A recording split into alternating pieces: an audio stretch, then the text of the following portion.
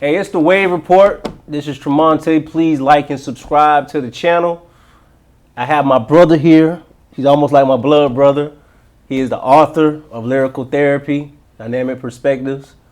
We got Martin Nelson here. I know you ain't nervous, Martin. I'm not nervous. nervous. You should be used to this. You're an author now. I'm happy to be here. You got an organization. You've done so much at such a young age. How you feel right now? In the current climate, I feel grateful. Mm-hmm. You know, not even mentioning the age part, but just being able to be able to do the things that I've done and still have tomorrow. Well, I'm not promised tomorrow, but I still have ambitions to do more in life. So I'm grateful. I can say that much. And I'm grateful to be here too. Oh, yeah, man. You family, so that ain't nothing. Yeah. Impactglobal. How did it start? Why? Why did it start? This is a more important question. Well, just going a little bit back with my story, I grew up in a missionary family. So went around the world seeing a lot of different things, but we spent a lot of time in Haiti, and I saw the poor being fed, clothes, healing. I seen all those things, but I also saw a population that was always dependent on others to help them. Right. Nobody was actually investing into them to help and empower themselves. And I always saw issues with the environment, with trash, with waste. So later in life, while I was in college, I said, I want to make a difference. I want to do something that can help change. And not for me to be helping them, but to empower the people, teaching them how to do it. Mm-hmm. And I really didn't know anything about the environment, sustainability, waste management, but along the way I learned. I think my passion is what really drove me. Mm-hmm. And I never did it to get the notoriety or get noticed by anybody. I really wanted to solve a problem. But with solving a problem, there's other issues that come about, not only in yourself, but you start to learn more about the issues. Like, how did this issue end up here in the first place? Right. But IGI, when I started that, man, it was a very humbling experience because I realized that even at my age and not knowing anything, being novice at everything, people still saw that we can make a change together.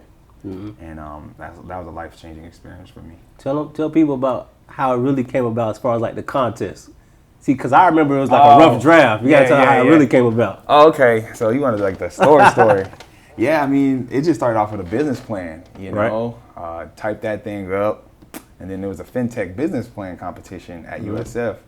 And it was 90 some odd contestants, and they had to choose 10 finalists. Mm-hmm. And we were selected among the 10 finalists. And they told us that, okay, on this date, you got to pitch to these 10 investors and who had businesses in the Tampa Bay area. And if you win, you get a grant, and then you start your business pretty much. They register your business and all that. But long story short, we didn't win. We came in fourth place. That's good. That's an accomplishment. Right. But I remember a guy pulling me to the side. He's like, hey, man, don't give up on this. Keep doing this because the people in the Caribbean especially need this. And he wasn't even Haitian. He was Jamaican. Mm-hmm. And it's they don't even have waste management companies that really help these underprivileged communities. So we just I was just all right. Me and my business partner at the time was let's do this thing. This is more than just a business plan competition for us. This is a passion project. Our hearts was into it. Our belief, our faith was everything was into this. To even make it as a finalist was whoa, how we even got selected. Mm-hmm. And I remember, telling you about it. I'll never forget, we was at the subway line. At USF. Yeah. And I was like, hey, man, I'm going to do this thing. And I don't know much, but I'm going to do it. Mm-hmm. And it's so crazy that we get to talk about it now because I was 4 years. Manifested. Manifested. Yeah. And I think to anybody listening is, if you believe in something and you really put your heart into it, you can do a lot more than you expected. And you're always going to exceed what you expected. Mm-hmm. You won't set your goal, but you're always going to exceed it. But as long as you stick to it and you manifest it, you believe it. Because if we think and live and breathe in abundance, we'll I'm telling you, it will overflow, man. And you just got to put the work in. You got to put patience. Too many times we be trying to put things in like Hot Pockets, you know. All the time. We want a full meal, but you're in a Hot Pocket. What you talking about? You know what I mean? If you want a full meal, you got to prepare. You got to season it. It takes time. You know what I mean? You got to let that thing marinate. Yeah. So, what are some obstacles that you face personally and as a team because you did assemble a great team. I worked with them before. They're a great team. I can tell they're passionate, just as passionate as you, about the environment to a degree.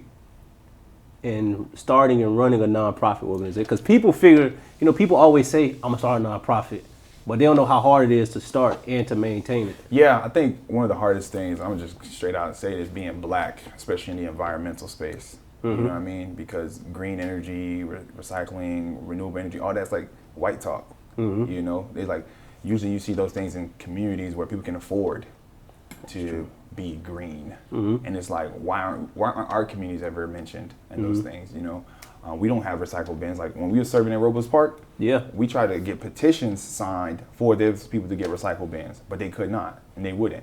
But it was like, if we have recycle bins, then we can reduce the amount of trash that's all over the community and the neighborhoods. Right. And it's all those, being in that space, being a black man asking for support. And so it's like a charity case. Like me, I'm a professional. I went to college, I got my education, I got a job. I have a career, not even a job. So I'm not asking you to fill up my pockets. I'm asking because I'm really trying to solve a problem here. And a lot of times you don't trust a black man because what does he know? Black, and then again, Haitian. Yeah, it's double. Right, because Haiti, anytime you see Haiti on the news, it's what? Oh, corruption. It's never good. Yeah. Oh, please help a child. Yeah, it's never good. $1 a day type of thing. It's like, nah, I'm not asking for your charity. I'm asking you to help me solve a problem, help me solve an issue. And I think that's one of the main obstacles I faced in assembling a team. Assembling a team is not the hard part, because I think anybody that's ever joined IGI or been part of the movement or even volunteered with us, it's been here. It's in their heart, right? I'm not asking you to subscribe to me because I'm nobody, right? But this mission means a lot more. This mission goes beyond me. Like if I die today, this still continues. So yeah, that's pretty much it. That's one of the main obstacles I would say, is being a black man in a space where you're really trying to make a real change, and people are looking at, I would say they're looking at the flesh rather than what's really behind. You know what I mean? How do you get the funding to maintain IGI? A lot of nonprofits is based on funding. You have to constantly raise money to some degree to keep it running. Raise money, fundraisers. You have supported, whether it be by showing your presence or financially. Your wife has come to one of our events.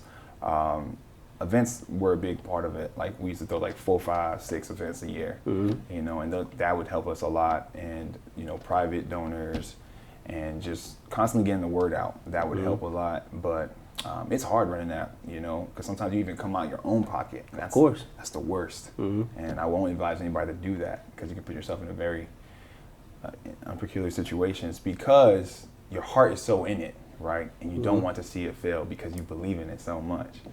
And but you'll do whatever, I mean, I would never throw an event for myself. I don't even celebrate my own birthday. But for something I care about, for something I believe in, I'll do whatever, not whatever, because I know some people. I know what you mean.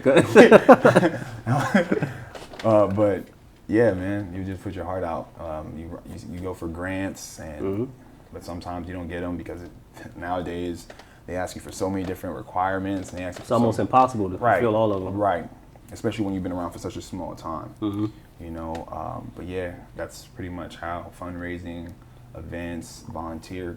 When you do volunteer activities, people donate there too. You just gotta stay active. And yeah. What have you learned on this journey about yourself, and have you ever had a time where you wanted to give up? Oh my goodness.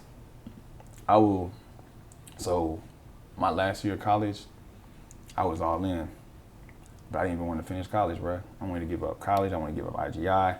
I wanted to give up everything. Hey, side note, I was here for this. I remember him saying these exact words to me. And listen. You can't quit, man. You can't. I couldn't, bro, but I definitely wanted to, because you feel the pressure, because so once you say you sought out to do something, man, people look at you and like, all right, let's see if you're going to do it. That's right. And they're not going to say like, how much can we help you? They're just going to watch you. It's like, I always tell people, the world is an audience. You got your friends, you got your foes, you got just, people on the sideline just watching. Waiting to see you fail or succeed. Some people are going to wait for you to fail and go, I knew it. I knew he wasn't going to succeed. Yeah. Some people are going to be like, oh, I knew he could do it. I knew he could do it. Other people just be like, oh, dang, he really pulled that off. But in my head, my pressure was like, am I able to sustain all of this? The responsibilities, being a brother, being a son, being a leader, being a mentor, being a mentee. Like, you know, there's so much that you're having to balance. Being a student, I mean, being an employee, being a professional, all these things that you have to maintain. And then sometimes it starts to crumble, you know, and you lose faith in yourself. But then you have to realize, yo, the faith that I have in myself is nothing if I don't have faith in God. And that's really where my source of strength came back. And the strong brothers that I had around me that told me, hey, you ain't gonna quit.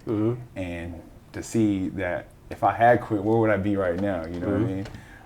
But, you know, I got a good support group. I got good people. No matter where I'm at, I know I can, y'all, there's a phone call away. To keep me not only accountable, but also encouraged.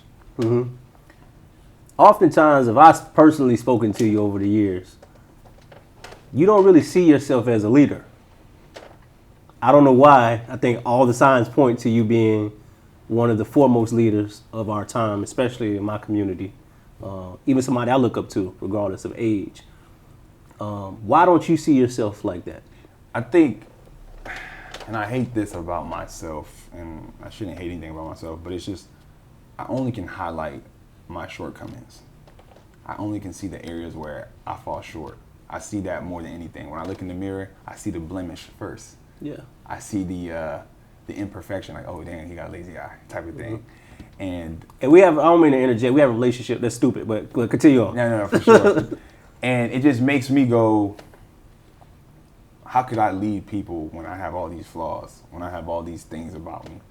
And what about the other side? The other side is expected, though. The gifts that God gave me, you know? And I feel like sometimes the reason why I'm not doing more, or I'm not able to be as effective as I could be, is because of those things that I let take over those gifts that I have. You know, like the things I struggle with, I let that take too much of my mind capacity, my guilty complex, always finding ways to bring myself into a space where I'm like, man, you could have did better, or dang, I can't believe you just did that. It's always being so critical on myself. Like, even in past relationships, like, there's certain things that I've done where I'll be like, man, how could you have, you know? And it's just like, no one will ever know that's eating me up inside, because I walk with my head high. I always walk with a stride, almost. That's true. But no one would ever be able to see that there's things that cut me deep. And I think that's why writing has always helped me. We're going to get to that. Yeah. Writing has definitely helped me in kind of like letting those things out and being able to reconcile with them. But I don't see myself as a leader, because I always feel like there's so much areas I need to improve. So how could I be leading somebody else? You know what I mean? Well, a leader is someone, first and foremost, who takes accountability. And I always felt like you taking accountability and great responsibility, not just for yourself, but for other people. Right. I think you're a great orator. You may not think so. A lot of people who speak well, they don't think they speak well in front of large groups of people. People say I talk white. I don't know what that means. But that's foolishness. I don't know what that means. That's foolishness. But I think they mean that you can articulate yourself well across a variety of audiences. You can talk to black people, you can talk to white people, you can talk to people of all race and economic classes, and you can do it well, seamlessly. And I've seen you do it. I also think, and I always tell my wife this, you're one of the few people I've ever met, regardless of gender, regardless of age, you lead by example. Most people, they point like, I can do this. They're good talkers, they're good speakers, but their heart usually isn't into what they're doing, and then they never get anything done. I've seen you. We went, like you said, we was at Subway together, USF. We walked the same campuses together. We hung out together late at night. I've seen you go from a small idea that was emailed to me, you know, and I was like, man, this is interesting. It was a lot to get through. Like, he took his time, though, from what it is today. I would have never imagined, not because I don't have faith in you, obviously, but usually I'm so used to just seeing people say they're gonna do things, and they're like, oh, you ain't doing shit. This is sounding good. You're one of the few people, I'm talking about in my life that I've met, that you've actually went through what you said you're going to do initially. And you don't ever give yourself enough credit for that. Well, because I don't feel like the job is done. The job's never done. According to us in our faith, the job's never done. Yeah, so for me... But you have to celebrate the small accomplishments. You have to. There's such a big battle, you know what I mean? If I started drinking wine or drinking so much for every victory, I'd be drunk by the time the war is over. You know, I feel like, If you did in excess, yeah. yeah, you're right. You're not an excessive person. I'm not, but it's just like, and you have a good point. I don't take time to recognize myself or acknowledge myself. You're always working. But because there's so much work to be done. There is.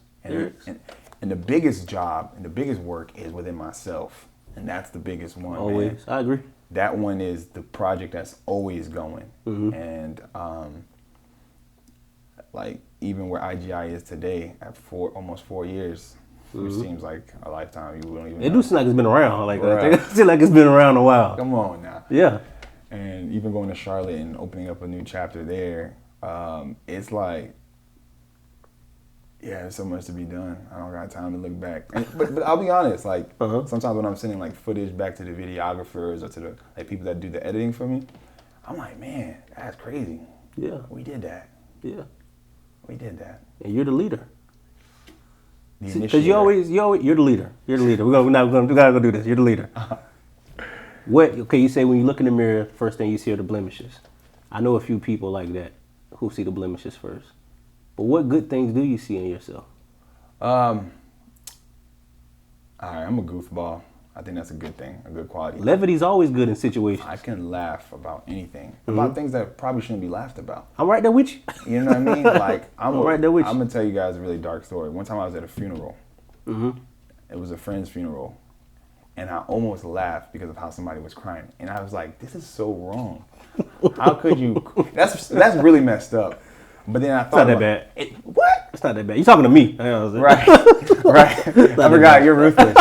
But for me, I was like, "Yo, how could you laugh in a time like this?" Right. But I had to hold it in. It's a time of grief, yeah. Right, it's a time of grief, and especially because I don't know that person personally, so it's like, why would you laugh?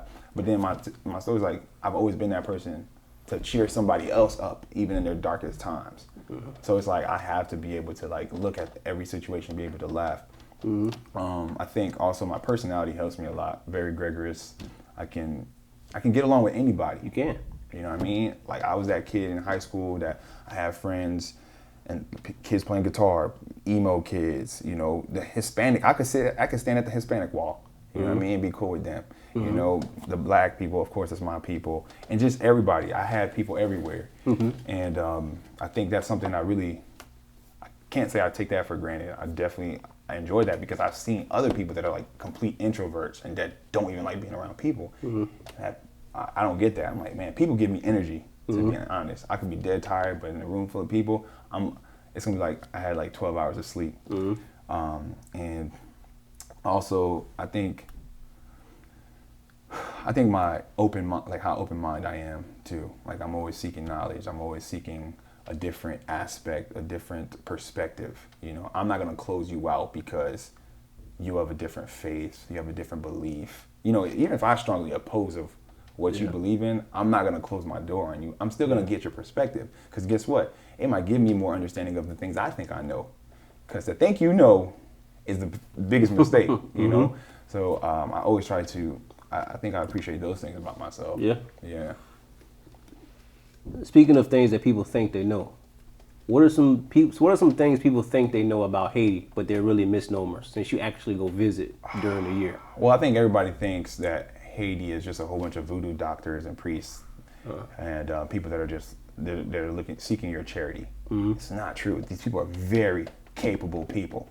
For them to be in existence for as long as they have been, Right. with the help you think you've been giving them, like the way they're living, learning to live off the earth. You see, in a time like this, like the whole quarantine and COVID-19 thing going on, everybody's still able to survive because they have their internet, TV, and things like that. But that was taken away from you. I would like to see how a lot of these people handle that. Me too. I would like to see, I think we'd see a totally different color. People would go into straight panic. Yeah, we're a totally different country. Being in Haiti, I've seen people in more serenity and happiness without those things. Like, they don't have electricity 24/7, but I can get a real smile out of them more than I can get out of somebody here. You know, so I think the misconception is that we're not a people that are suffering. We're people that's being taken advantage of by greed and by people that are evil, straight up, you know, being taken advantage of. But these are people that are very resourceful, very intelligent, because when they come from Haiti and come here, guess what they become? Professionals, homeowners, they real. become engineers, doctors. So for you to call them poor, to call them a charity cases, I was like, man, that's ignorance, first of all. So that's my whole message is like, I'm not here to help Haiti. I'm here to show Haiti who they really are. Like, y'all are very powerful people, and people don't give Haitians enough credit for that. No, I don't think they give Haitians enough credit. And I think a lot of your history is swept under the rug. For sure, especially the black history. You know what I mean? Like, to be the first country in the first black nation in the Western Hemisphere to gain their independence. Come on. Like, that's not a small task. To defeat one of the most powerful armies, militaries at that time. At the time, yeah. Come on now. Like, that, how did you do it? It was our spiritual dominance and also our belief in ourselves. And I think that's another thing that black people miss a lot. We don't believe in ourselves. We don't believe in ourselves. Yeah, because we tend to see the blemishes first when we look in the mirror. Touche. Hey, switching gears, man, because I did want to get to this. You've always been an artist in one way or another. You're a creator and you're an innovator. You can create things out of thin air. That's pretty much what you did with IGI. Right. And it became a real tangible thing that people can join and be a part of. I also want another shirt. But this book here, Lyrical Therapy, I remember, I'm going to tell y'all a story. I remember you saying, hey, just like IGI, like, hey, I got this idea, Tremonte. I want you to be a part of it. And I'm always thinking, why does this man keep wanting me to be a part of things? Because I look up to you. Cause I don't know. I'm like you. I don't know why you look up to me. But and I was like, what is it? And you're like, it's gonna be like a book of poetry. And I used to write poetry. I think all of us, have a way of therapy when we were young, especially in high school, middle school, writing things to women or just writing about our circumstances. And poetry resonated with us. Music is poetry. No doubt. Lyrics. And I was like, yeah, I guess I'll do it. I was a little hesitant. I was like, I guess I'll do it. And you're like, nah, I want you to do it. And I was like, about what? He was like, about anything. But see, I know you. So I know you say anything, you don't really mean anything. Because I really talk about anything. Right. So I was like, Martin's a really spiritual guy. So I was like, let me do something and see if he like it. I'm not one of them people, I write something I think is the best thing in the world. I think anything can be critiqued in love. You know what I mean? And then when I send it to you, you're like, man, you're the best I know. I'm like, you're going way too far. But I wanted to see the finished product. And I think that was, you correct me if I'm wrong, it's 2020. I think I first sent it to you 2017? Yes, sir. 2017. And then this just came out 2019. Yes, sir. November 2019. November 2019. Yeah. You had a book release? No. So actually, I was supposed to have my first book release in June. Oh. But because of this whole COVID-19, it's been pushed back. I might end up having my first release party in Charlotte, unfortunately. Well, it's not unfortunately, but I wanted to do it in Tampa first. Yeah. But depending on the situation. What made you want to come up with a kind of a compilation of artists, including yourself, and put something like this out to the people? And on top of everything that you're doing. Here's the thing. I've always been writing. And I think it's like a coping mechanism for me because I can't speak to everybody as openly as I can speak to you. So it's like, what do I do? What do I do with it? And I also learned this. It's an area where I can look into myself because there's been times like I'll be going through my notebook and I'll see something I wrote. I'm like, I was there at that time. Like I could feel that, I could come back to that. And there's some truths about myself that I let out in the book that I know that I'm not the only one dealing with that, And I think a lot of people are not introspective enough, which I'm trying to encourage. I agree. For people to be introspective and look at themselves first and the source of all their issues. People like to say, I got this problem, man. My mom and daddy did this. And they'll blame the external thing. They'll blame other people, but they've never went to the mirror to go, oh, snap. I got this thing about me that I have never really fixed. You'll go through these cycles. And I started seeing that too, like going through these cycles with friendships, relationships, jobs, whatever you're doing, you're like, yo, I'm the factor, the steady factor in all my issues. Right. So what about me do I need to change? what about me do I need to look at? And you have to come in and be very vulnerable about certain things. Yeah, be honest, yeah. You got to be very honest with yourself, because the problem is we're so good at lying to ourselves now that we'll make up an imaginary story about everything around us. But in then one of them stories, are you the one taking fault? Are you the one taking accountability? That's real. And I had to do it. And my organization and my career and my relationships, I had to look at myself in the mirror and go, what were you responsible for? What could you have controlled? And that takes a great deal of introspection to look into yourself and go, man, if I would have done this better, if I would have handled this a little better, if I would have confronted this, if I would have communicated this. You just have to look at so many different areas of yourself, and being able to share that and openly say it to someone else. I'm hoping that they can go and look into themselves in the mirror, because not everybody has time or even cares enough to write these things down. That's true. But hopefully by me being open, someone can be open not only to someone else, or, kind of have a session with themselves. Like, people don't like that. That's why this quarantine freaks a lot of people out, because they don't want to have to spend time with themselves.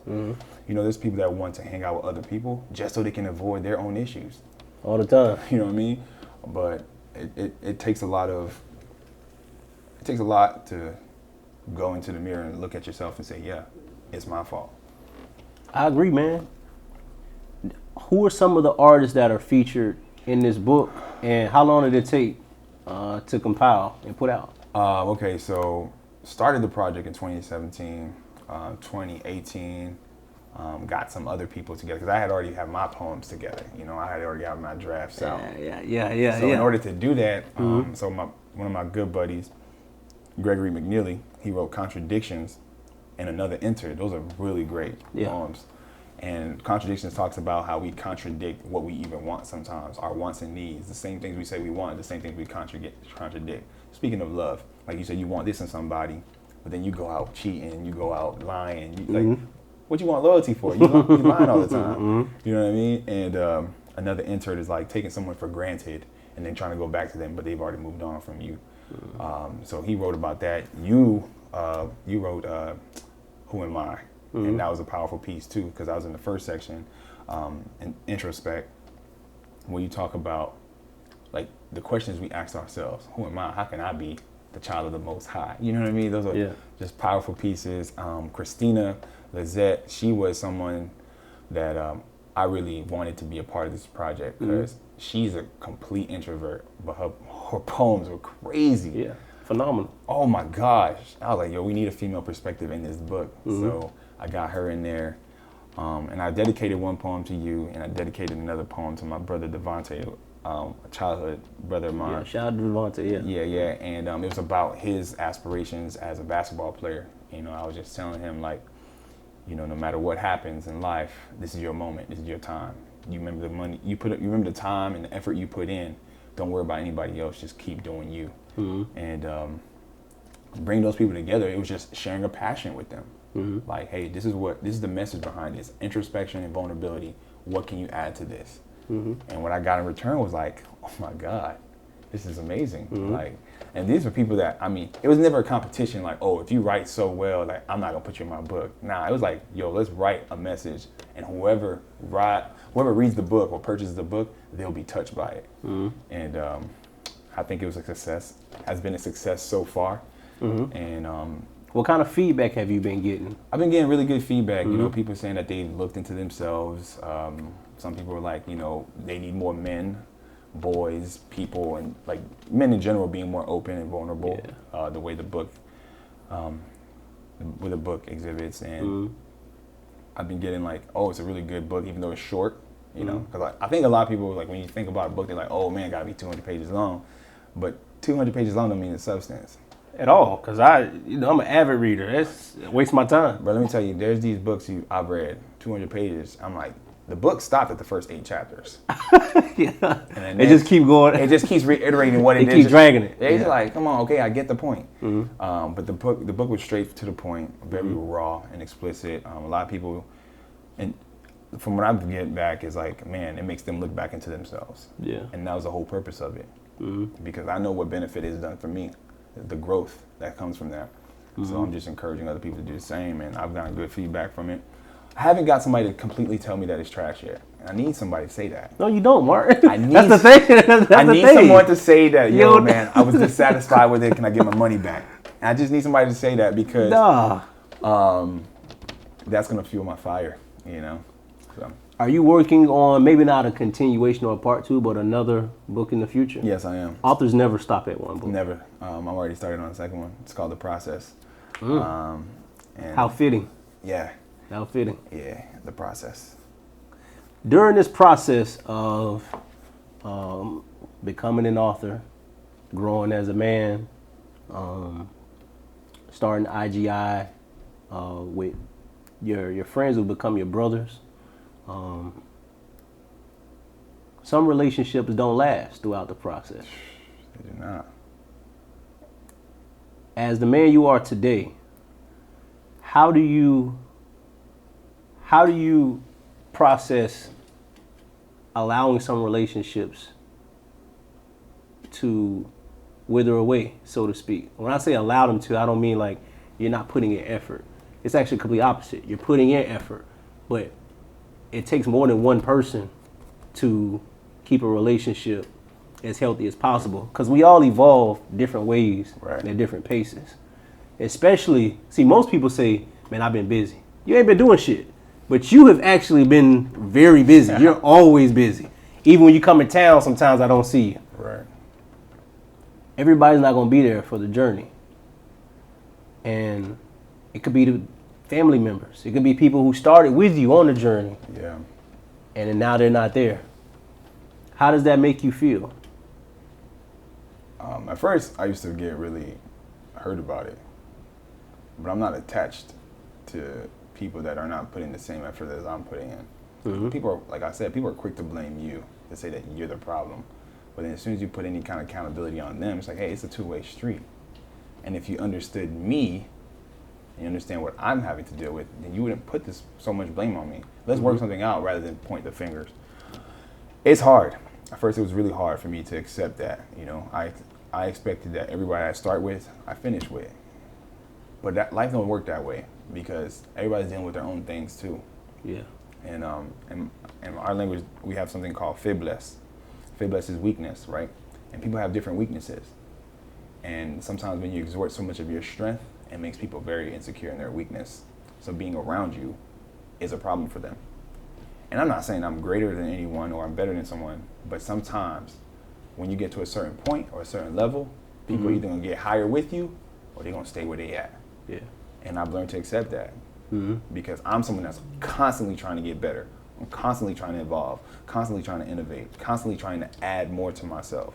And I hate to say it, but I don't sit still, you know? And because of that, I understand my journey, people are gonna come, people are gonna go. But the people that are there with me, the constant people, those are the people I learned to love and cherish because they understand my process. They understand where I'm going. They understand what it takes. And where'd you get to the point where, because I used to struggle with this, like you started cherishing the people who were there, but before, I definitely used to do this. I don't know if it's the same case as you. I used to be more focused on the people who left my life instead of the people who stayed with me. I used to try to reach, oh, this person's gone, this my man, or this my homie. But the people who right in front of me, I'm not giving them the attention that they deserve. Love is a rare thing in this world. You know, in John 15, the hardest thing that Christ ever asked us to do was love one another. Literally, people don't understand how hard that is. Love one another. Love people that don't like you. Unconditionally. Love them. And we're like, oh, okay, sure, I can do that. No, you cannot. That's harder than it seems. Yeah. Especially when they're making you mad in the moment. They're not agreeing with you, but they're critiquing you to the point of. But you have to learn to love those, like you have to learn to not take that love that people have for you for granted. Not saying you can't reach out to those people behind that has left you, but that love that you have for them is still there. But if they can't reciprocate that, you cannot stress over that. You cannot lose sleep over that. Like, I mean, I realize my phone is less active when I'm not reaching out to folk.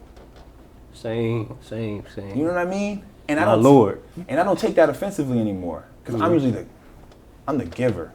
I'm the person reaching out.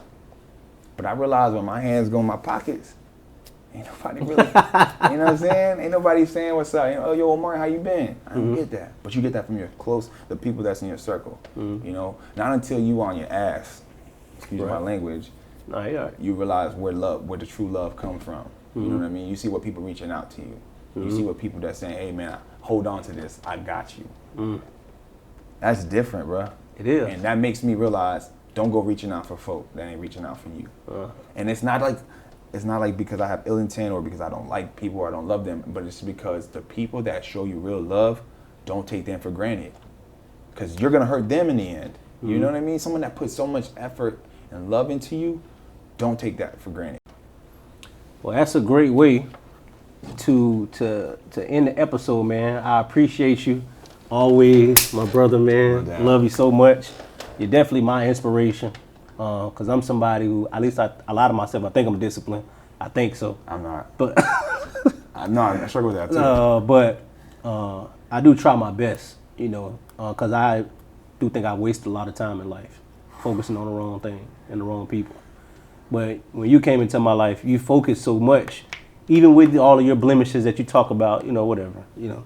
But I've learned a lot from you, man, about how to stay steadfast in my faith, about how to be determined. I'm already kind of a determined, disciplined. I get narrow-minded when I'm focused. Like, don't bother me. This is going to get done one way or another. Because if I don't do it, it's not going to get done. Right. And you've helped me with that. Because I can always look to the side, even if you're not literally there. I was like, oh, he done started an organization. Now he putting out on the book. I said I was gonna put out a book before you thought about writing a book. I still ain't put out a book.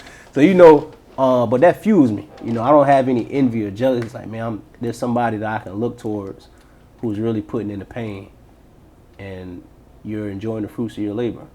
So I thank you for. I know you're busy. I'm surprised I caught you. I know you're busy. Hey man. But rightfully so, man, because you're doing God's work in my eyes. For coming on to the Thewavereport. I'm looking forward to the process and watching your process in real time. Shout out to our mentor, Pat. Sir. He's definitely helped us a lot on our journey. Definitely. He probably don't like that I said his name, but right. We can put on the gloves anytime. I don't care. I'm a little rusty. Well, you know what I mean? But nah, man, seriously, you're inspiration not only to me, but to your family. I was there for your graduation. To your lady. Today's her birthday, by the way. Yeah, happy birthday to her. When this come out, it won't be her birthday. Right. But nonetheless, and to many, man, I think one of the things I want to leave you with, as your brother, as your big brother, is you have to give yourself some credit, man. You have to give yourself some credit. You don't have to be to the point where you become hubris or arrogant. You don't have that type of spirit to begin with, so that's not gonna become of you. But if you don't give yourself credit, how we become arrogant is we believe what other people say about us. And sometimes they do it in excess. And sometimes it's not always true. But you are an honest guy. And you have to give yourself credit like, look, I did this. This is a big accomplishment, man. This is a big accomplishment. IGI is a big accomplishment. And I look forward to everything you're doing in the future, man. Well, man, I'm Look, humbled. it's too much. Look, this guy, man. This guy, man. Guys, no, seriously, man, I'm humbled by that. Yeah, man. And I would definitely take your words because that's something I have to, you know, look into the mirror for everything else, but I never give myself enough credit. But I appreciate you saying those words and affirming me and what I have done and what has not yet been done. So I appreciate it's coming. It's coming. Like and subscribe. It's the Thewavereport. It's Tremonte. It's Martin. Follow IGI. Tell them where to follow you at, man. Oh, follow me on Instagram at Martin_GLY and at Impactglobal International. Cop this book. Yes, sir. Peace and love. Much love.